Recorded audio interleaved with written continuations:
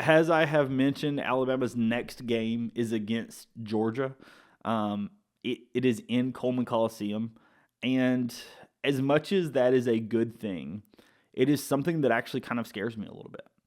And the reason that it scares me is on paper, Georgia has not been great away from home. And unfortunately, right, we saw it with, at times, the Vanderbilt game, especially in the second half.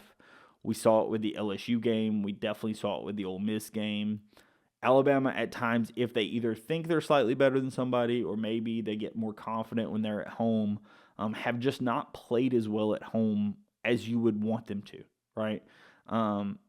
Alabama under Nate Oates has done a very good job of defending their home court, and Alabama this season has only dropped one at home, but it still is a standpoint where Alabama has just not played great at home, right?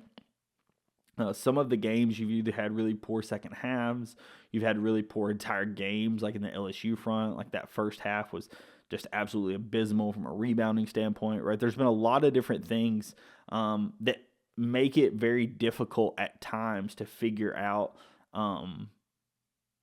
what Alabama's doing at home, right? And that's something that does scare me a little bit in this game. I think that Alabama, Nate is going to be harping on this. This is something that Nate, he's going to be able to point to multiple games as to, hey, this has been a problem, right? You did this against LSU. You did this against this team. You did it against this team. Like, we cannot do this against Georgia because they do have some really good shot makers. Namely Austin Newell. He's going to be the one that most people are going to key in on. He's their leading scorer. He's the, kind of freshman sensation. Alabama recruited him, so Nate Oates and staff know his game pretty well. They did, recruit him pretty heavily. He was down to Alabama and Georgia by all accounts. But, this is something you definitely have to look at is what can Alabama do to right some of the wrongs and be prepared for what's going to be thrown at them by Georgia. If we look at Georgia from a stat standpoint and what they're really good at and what they're not, the things that jump off the page at you is they're actually a very good defense. They're top 20 in the country defense. They are 13th in the country in effective field goal percentage, 5th in the country in three-point percentage, 12th in blocks. They have a very good defense. The other thing to go with their defense is they're actually an incredibly good offensive rebounding team. They're 14th in the country in offensive rebounding, which is odd because it's mixed with a 252nd in defensive rebounding, right? So they're very good on the offensive glass, but not great on the defensive glass. I think that's them getting back in transition. Getting back in transition or just having their defense set so that they can make sure, for offense, it's really just crashing the glass. And then for the defense, it's being more concerned about having their defense set than crashing the glass, right? I think it's a lot of them just having their defense set as much as possible. A lot of that also shows that they've done a really good job preventing assists, right? They've only had assists on like 45% of made baskets, which is, around top 50 in the country. A lot of these things are really good to see. The things they're bad at, they're a worse offensive team than they are defensive. Their offense is about 75th roughly. They give up actually a decent amount of turnovers on offense and a decent amount of steals on offense. This is something that I think obviously Alabama can have some success with, especially now that you have a guy like Darion Reed back. I'm not sure what type of minutes restriction he's going to be on, but I would expect like a Darion Reed, a Jaron Stevenson, a Muhammad Diabate to kind of get the assignment matchup for Austin Newell. You're going to want somebody with some length, with some lateral quickness, with some physicality that can handle what Newell's going to throw at you. Because he is a pretty big body. He is a physical guy. He is somebody that's going to take a lot of their shots, right? Most of the offense does run through him at times. He is the difference maker. If there's going to be one guy that you're going to look at as like, hey, you can't let this guy beat you, he's the one, right? Georgia's going to be trying to funnel much of their offense through him, and that's for good reason, right? Like I said, he's a very good player. Currently, he's 27th in the country in offensive rebounding, 53rd in the country in just total offensive rating. Not a great three-point shooter at just 27%. but doesn't take an absolute ton. Has only taken 47 this season. Is very good from two, over 63%. Right, he's a very physical, very good option, especially in the front court. At 6'11", like I said, he's going to match up really well with like a Jaren or a maybe Grant, but I think more of like a Jaren or a Mo D is probably going to, or Darion is going to get more of the assignment on him if I was guessing. You definitely are going to see Grant switched on him at times, but the type of players I think that you're going to have going against him are going to be some of your kind of quicker players. The other thing that I think I would note is you do have some guys that had some experience, that have a good bit of experience, right? You have a guy like Tyron Lawrence that played at Vanderbilt. Blue Kane and Silas Demery both played for Georgia last season, right? So you do have some guys that have had some success against Alabama. I know last season in Athens, Blue Kane, absolutely, if I remember correctly, absolutely went off, hit some really good threes. I know this season he's only shot 31% so far. They've only got one guy that, analytically wise, has done really good shooting from three, and that's Silas Demery. A guy that's been there for a little bit now.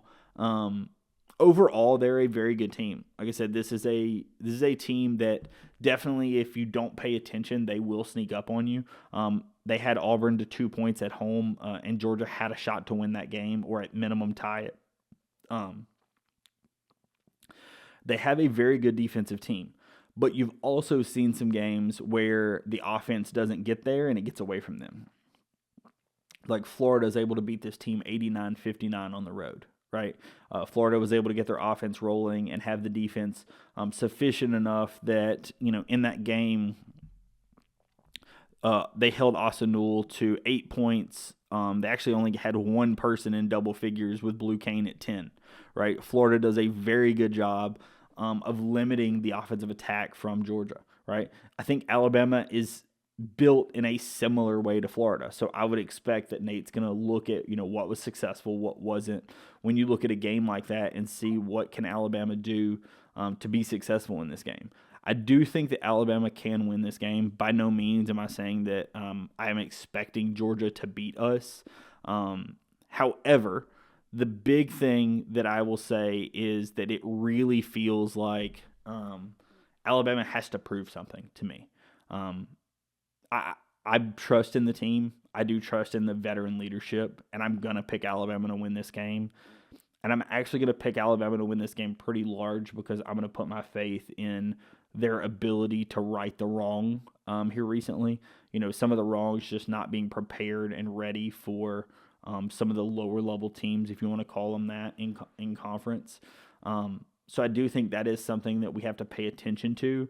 But like I said, I do think that Alabama wins this game.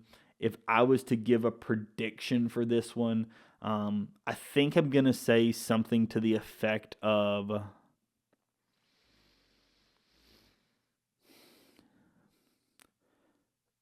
90 to, or maybe a little less. Let's go 87 to 70. Let's go 87 to 70. Like I said, I'm going to base this prediction off the fact that I do have faith in Alabama. I do have trust in Alabama. Especially, I feel like they were embarrassed against LSU. Not that LSU is a bad team. I think that they're going to win some games that they probably shouldn't. But Alabama's better than LSU. And when you are giving up the amount of rebounds that we were giving up, and when you have players, playing as semi-selfishly, and just the ways that we were playing, that was not Alabama basketball. That is not what has had us have this success. That is not what we saw against Mississippi State, right? If Alabama's going to prove like this is who we are, Alabama's going to out-rebound a team. Alabama's going to out-physical a team. Alabama's going to play on defense. Alabama's going to play as a team. The blue-collar points aren't going to be where Alabama's getting dominated at every 4-minute timeout, right? Nate Oates and staff chart those, and even in some of the wins, Alabama loses that blue-collar battle. And it's the reason why he's so upset, right? You see a team against like an LSU in the first, it was like the under 12 timeout. LSU already has 8 offensive rebounds. That's something that bothers Nate. Because he knows for us to be at our potential and for us to compete for the league title, which is the end goal, We have to get those, right? You have to beat a team that you're supposed to beat. And that's the only thing that's separating us currently, right? So I am going to predict that Alabama does put it together in this game. I am going to predict that Alabama is able to put together a solid win. I think my score prediction for this one is going to be maybe 87-70. If you were to ask me after the fact and the game ends up being closer than that, would it surprise me? No. If you were to ask me after the fact, Alabama wins by a Florida margin where Alabama beats them by 30, would it truly surprise me? No.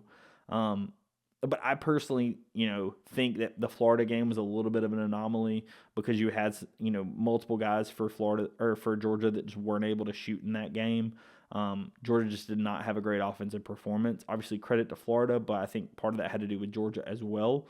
So I'm going to say that, Georgia has a decent offensive performance, but Alabama is able to kind of put it together on defense as well. Alabama is able to, compete on the glass and out-rebound a good offensive rebounding team. Alabama is able to do what it takes to win this game and to win this game by an amount that is completely reasonable to win by. Like 17, 18 points is the amount Alabama should be beating a team by Georgia like, especially at home, right? Especially in front of your home crowd. That's absolutely what Alabama should be doing. So that's what I'm predicting. Like I said, I'm going to say 87-70. Just as a heads up, if you are interested in reading the pregame thread, that is going to come out on my Twitter. That comes out the morning of the game. So that'll come out Saturday morning. I do write those typically like a day in advance or so. So I will have that ready and I will put it out on Twitter the morning of the game. As always, those will kind of break down every player. There will be videos from the opposing team's like Twitter account where they've have some of their more important plays that you can kind of see, hey, this is the type of guy we're going to be guarding. This is the type of guy we're going to be playing. This is their number, whatever. So that is something to keep in mind if you do follow those. Follow me over on Twitter. That will be coming out there. And then the last thing I will ask is if you're not subscribed to the channel, if you please would do so. I know a lot of the people that watch these videos are not subscribed to the channel. We are on the road to 500 subscribers. So I really would appreciate it if you would subscribe to the channel. If you support what all I've been doing this season. These are going to continue, through the rest of the season, through the off season.